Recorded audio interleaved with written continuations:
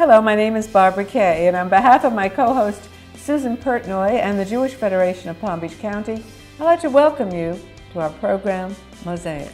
Our focus today is the Jewish Professionals Network. Doing good is good for business. That's their theme. We'll be back with our program and our guests after this brief message.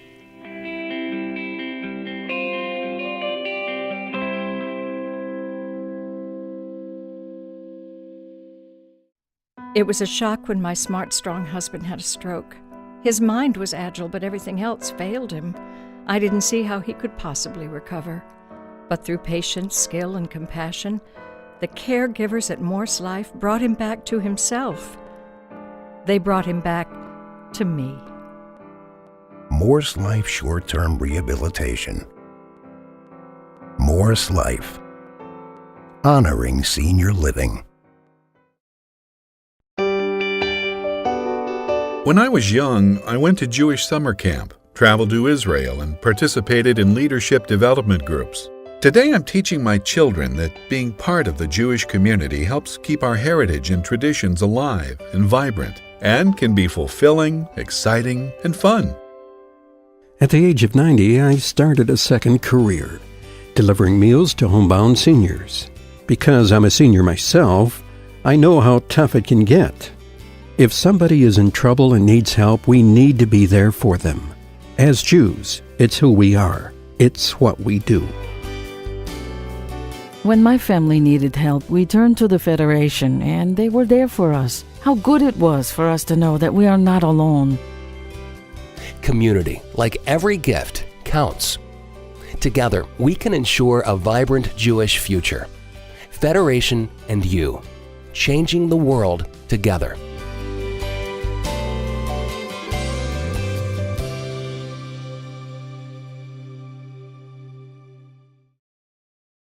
Welcome back, and welcome Craig Storch and Allison Seligman. Craig, professionally, you're a principal at Bernstein Global Wealth Management. You also are presently a board member of the Jewish Federation, and now the new current chair of the Jewish Professionals Network. Can you tell us about the Professional Network? Sure, I'd be glad to. The Professional Network is a group of folks in the community that that get together throughout the year in different opportunities, both large-scale and small-scale events, to create an environment for professional networking, but also under the guise of understanding the role of the Federation in our community, and to help those who are in the community understand that it's not just about being successful in business and professionally working with one another, but success can also be defined as how we give back to the community, both here and around the world, and hopefully our collective network here in Palm Beach County continues to thrive and grow from there. Could you describe some of your unique networking opportunities? Sure.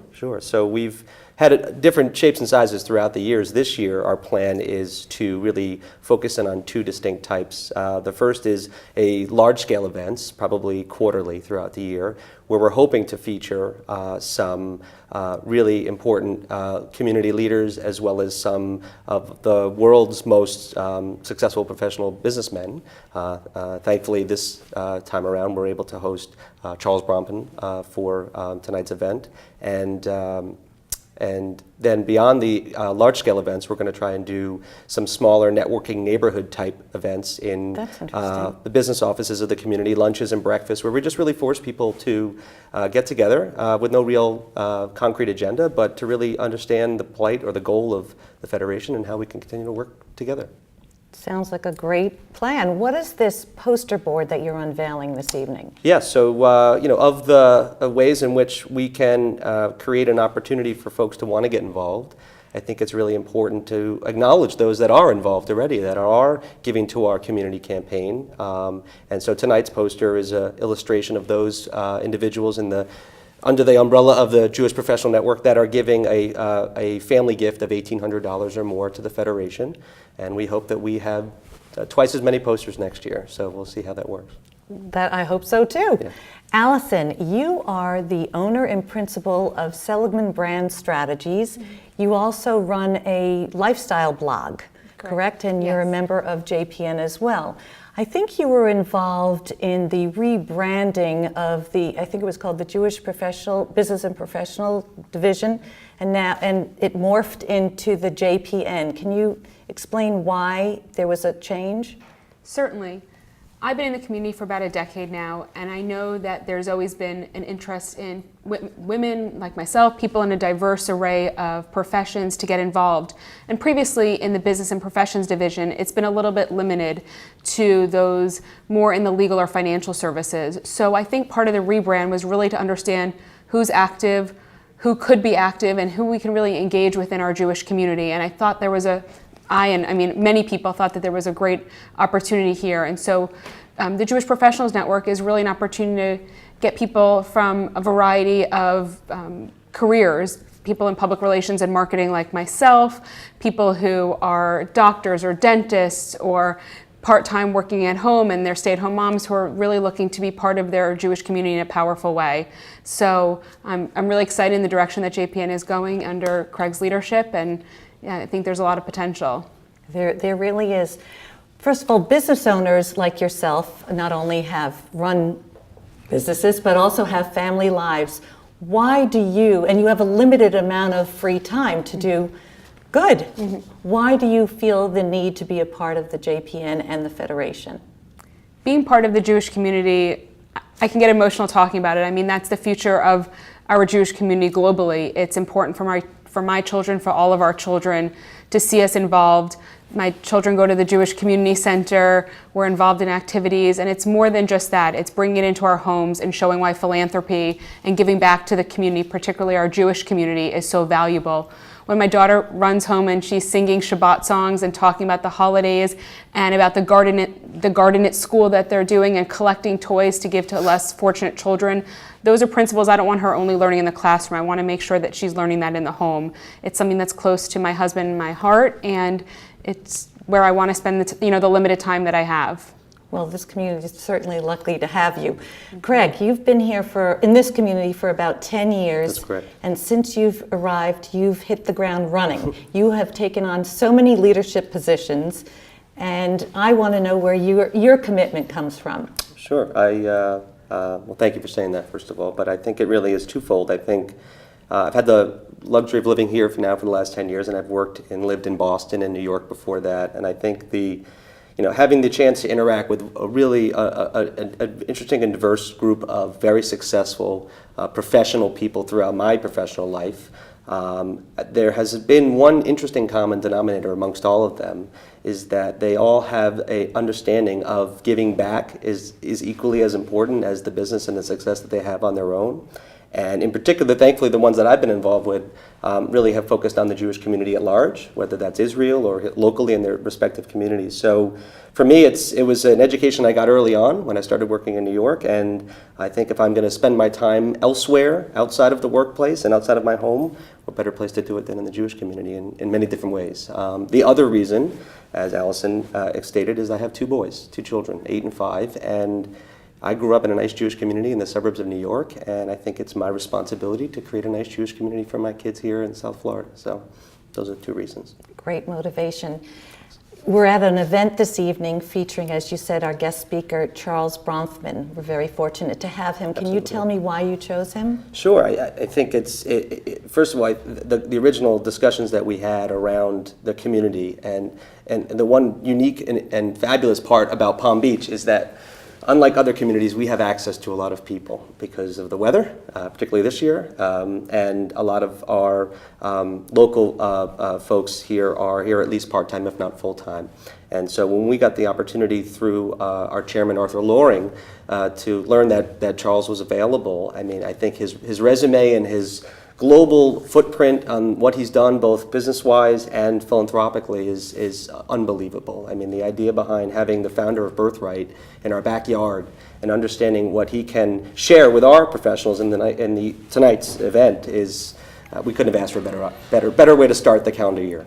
Well, you're absolutely right, and let's now hear from him. Thank you two for joining us. You are a great inspiration to the community. Thanks, Susan. Thank you. Welcome, Charles Bromford. Barbara, great to see you. You know how many times we've done this together? It's getting to be a very happy habit. It's wonderful. Listen, I'm not going to talk about your book, The Art of Giving, although I would recommend it. Good. I have two Excellent. copies if anybody wants to borrow one. No, rent it. Rent it. Rent it, absolutely. But you know something? You're an amazing leader in business and in philanthropy. Tell me, what do you think the qualifications of a good leader are? Well, you know, I think people have their different styles. Okay. For instance, I don't do well on my own. I do well if I have somebody to work with. For instance, Jeff Solomon. If I wasn't working with Jeff, I don't think I'd be half what I am now. And when we started the foundation, it was my dear Andy. Andy and I worked together. She was my biggest fan and my biggest critic, which people talk about a lot, but people often don't put that into play. With me, it was in play. And she got me to do things that I didn't think I could do. So there are other people who like to be lone wolves. Mm-hmm. There are other people who like to crack the whip and so on. And I think everybody has their own style. A couple of things that are important. What? Creativity is, I think creativity Yeah. in the philanthropic world and the business world rules the world. It's interesting. You're right. Second thing is being able to make decisions. And the third thing is to be human. Oh, I like that. I've never been a numbers person. Uh-huh. I go by the sense of the person I'm dealing with or am partnering with. Yeah. So in other words, if you were to hire somebody, let's say for a philanthropic job or even in your business, when you were in business, what do you look for? Those are the characteristics you look for? I look for chemistry. Chemistry. In other words, a feeling. I look for somebody who can fill in those things in which I'm not very good and is better at me in those things, so he can fill in my weaknesses and leave my strengths alone. Okay, so when you have a partner, you really want some kind of a harmonious, romantic interlude, in a sense that you really are connected to that person. Absolutely. Yeah, so that's what you look for when you hire somebody? Yeah. The chemistry. Yeah, and with Jeff and both Andy and me, that was right away. Bingo. The chemistry was there. Who was your greatest influence? What was your greatest influence? Oh, my father. Your father? Oh, no question. Yeah, he started Seagram's, didn't he? Well, it was a company that existed, but he and his family bought it in 1928 and went on from there. But he was a genius. He was a visionary. He taught me so much about so many things. He would do what he called lessons in life. And they were homilies. They're simple. If you're doing a business deal, leave something on the table. In other words, to give it some kind of texture, you mean? Or? Yeah, well, he would talk about life and the living of life and how to do things, how to succeed, really. For instance, if you leave something on the table in a business deal, you'll do another deal with that person. But if you go for the jugular and really squeeze the poor guy, you'll do that deal, but you'll never do another one with them. So what's the point? In other words, that really, in a sense, does that mean a level of trust, in a sense, or that you I think feel it's that a level of fairness. Fairness. Yeah. Okay. Yeah, he told me stories about his own career and where he had been fair when he didn't have to be, and how that repaid him many times over. Yeah. You were, I think, 25 when you were running that Seagram's company. No, I was running. You were a kid. I was not running that company. Please, I was running a small subsidiary of it in Canada. Yes. That's all I was doing. Let's not overblow things. No, I won't. Okay. All right. No, but actually, it was a big job. So don't make nothing out of it either. Actually, I considered it my Harvard Business School. Did you really? Yeah, I had to learn. Hands-on. Yeah. Hands-on, and I had a sales company. We had 45 salesmen who I'd never met, and I had to make a go of it. So we lost money the first year, and that was the end of losing. And then we started to do all right. How did you get involved in Jewish philanthropy? My father, my mother, but mostly my father. Really? He was very involved in the Jewish world. He was very involved in the philanthropic world in Canada. And I sat at his knee. And I remember at 17 years old, we used to have a junior division of the campaign in Montreal. And I went out collecting 50-cent pieces. Now, yes, I could have said I visited these young people and just put in a $20 bill, but no, I couldn't do that. No. So I went and I walked up the stairs, outside stairs of places, met all these young people. They would give me 50 cents. I would say thank you. And that was the beginning. That was the very beginning. You know, it's not easy to raise money for philanthropic endeavors. It isn't. It takes a certain skill. I don't like doing it. Don't? No. I've done it all my life, but I really don't like doing it. I'd much rather take somebody else's money. Just give me the money and I'll show you I can do great with it. Oh my goodness. No, but you're very focused, aren't you, in terms of a lot of your philanthropy? Yes. All That right. was our decision. I have no pluses or minuses. I think that anybody who is philanthropic is wonderful.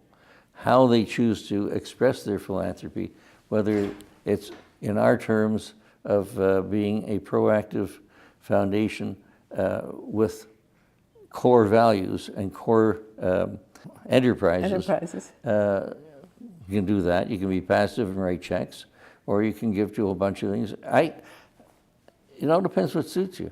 Yeah, but Same thing as leadership. I have to be with somebody else.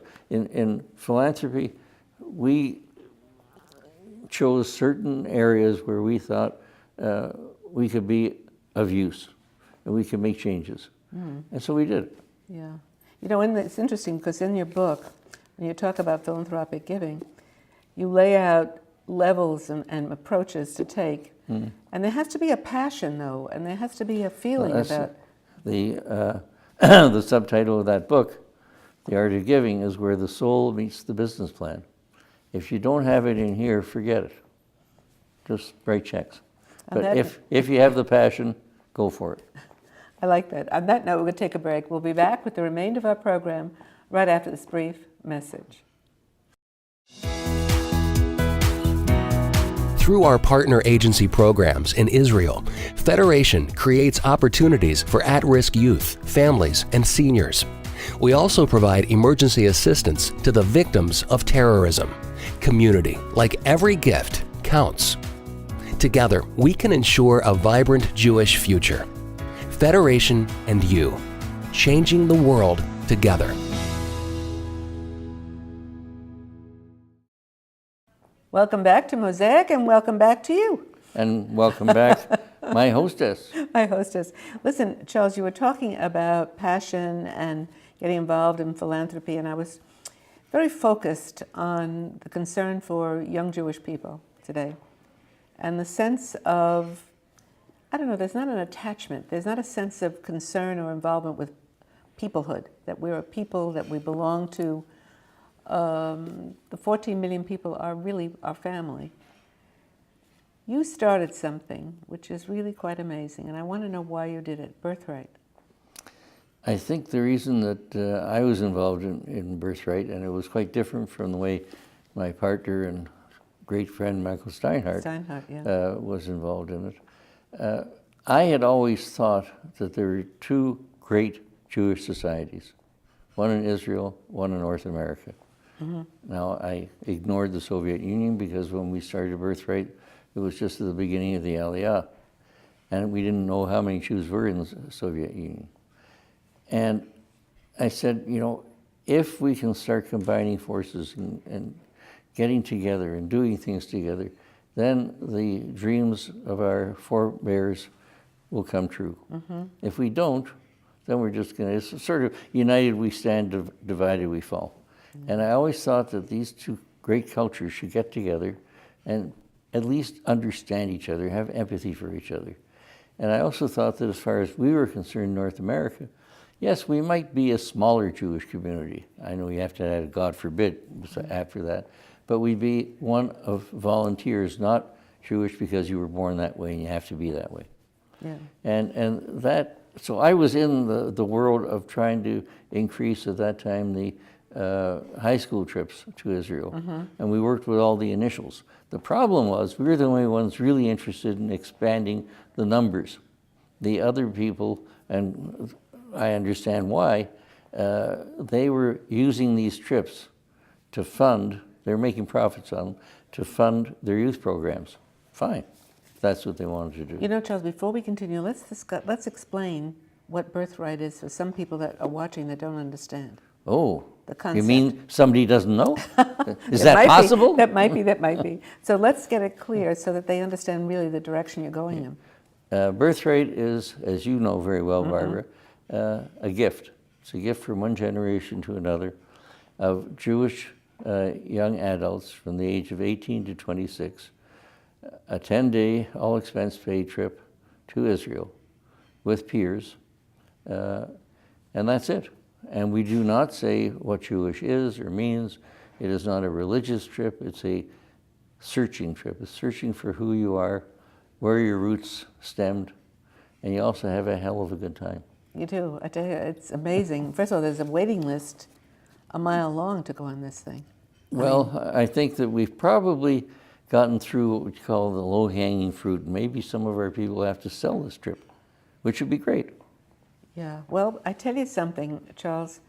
The success of this is amazing because it's a tactile experience. Yes, it is. They go there, they get and feel and touch partners, and all of a sudden there's a reality that they never had before. And they meet with Israeli peers, Yeah. usually from the IDF, Israel Defense Forces. And that kind of getting together is mind-searing. It is mind-searing. Doesn't matter what your guide says, or what your tour educator says, or what your madrich says from this part of the world. You meet with your peers, and they tell you where it's all at. And as they're the same age, but these folks are in the Army, and you're in college, or just out of college, it's quite a revelation to both sides, by the way. Because the Israelis don't know that there's really a Jewish world outside of Israel. No, that's a very good point. You know something, it's true. The connection has to be a connection all around, not just on one side. And by the way, just so that your audience will understand, the size of this has grown to, there will be 42,000 participants this year. And since we began 15 years ago... 42,000? Yes, in 1 year. Wow. There will be, from the last 15 years, over 500,000.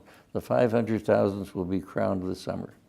Wow, I had no idea it was that huge. Yeah, it's incredible.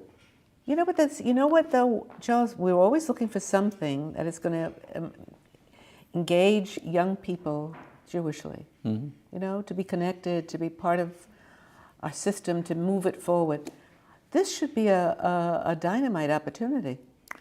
It's a dynamite opportunity, but I think we have to do more, Barbara. Like what? As we all know, the campuses in North America are now suffering mightily. Yes. And there are now some experiments going on with how to reach campus Jewish youth and start doing stuff that'll turn them on. Yeah, you know the biggest problem when they have this dissension on campus, the Jewish students are not educated enough to respond. Well, that's right. So Yeah. we're trying to figure out how to do that. And there's a small group that's working very hard and very assiduously to get that done. Yeah. That might be, as Samsung says, the next big thing. The next big thing. I like that very much. Charles, before we really wrap this up, I really have to have our viewers understand why you're here this evening and why you really are the guest of honor at this special event. Well, you know, if you know and they know, then I'll know. I just was invited. I'm very happy to always speak with young people.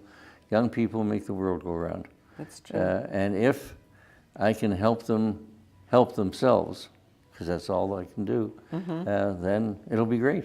Yeah. I look forward to having a very good time with them, answering lots of questions, and hopefully starting some emotion going, getting people excited. Yeah. Which is really basically what the Jewish Professional Network is supposed to do. Well, let's try it. Okay, so in other words, if there is a problem, I just call you up and you'll fix it? Absolutely.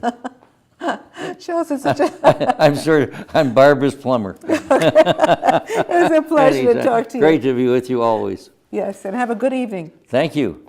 as the guest of honor. Oh, guest of honor? Yeah. Ooh. Welcome, Helene Lotman. You are the co-interim CEO of the Jewish Federation of Palm Beach County. That's a mouthful. Can you tell us what the mission is of the Federation? Yes, we have 3 areas that we really focus on, and that is caring for vulnerable populations, enriching Jewish life, and creating and building a global Jewish community. One of your roles in the Federation is to develop lay leadership. Can you talk about how you accomplish this? Sure. One of my roles, as you said, is the Chief Talent Officer, and what I do with that is I'm responsible for recruiting the lay leadership as well as the developing the professional leadership. But really what it's about is how do we take our mission and combine it with the passion and the aspirations of the constituents so that we have this synergy going on and people want to continue to give and work and contribute their time. Tonight we're at a program for JPN, Jewish Professional Network. That is one of the opportunities that the Federation provides for people. What are some of the others that you offer? Okay, we have a women's philanthropy, very active, very involved in our organization. We have a younger women's Kol Isha, which is another way to get involved. There are CPI, which stands for Community Planning Initiatives. We have financial ways in terms of investment committees or audit committees. Lots of different committees that people get involved in, and we very much value their leadership. So you seem to have opportunities for almost everybody. Everybody, every walk of life. You also have just, I think, recently reinstated the Emergent Leadership Program. Correct. Can you talk about that? Yes, that's very exciting. It's a program that invites people from 27 to 37. And what we do is we put them through a 16-month program where we develop them in terms of leaders, budding leaders in the community, and hope that they will then continue on. So they have frequent sessions and speakers and workshops on how to be a leader, what does it mean to be a leader, how do you take what you know and apply it when you're actually in a situation like that. So it's not only good for their professional development, but also for their development in the organization. And one prime example of a graduate is Craig Storch. Absolutely. Who is chairing Absolutely. Tonight's event. Yes, and he was part of Cohort 1. And we're thrilled to have him. He's exactly an example of what we love to see happen. I really appreciate you coming to talk to us, and let's go in and enjoy the program. Sounds great to me. Thanks so much. I think it's wonderful to meet so many people that do such good work. It's also so impressive to see how motivated and enthused the young professionals are. It's true, and I think our Federation is doing a wonderful job. It is. Please join us again next week as we take another look into the Jewish world. Goodbye from Mosaic.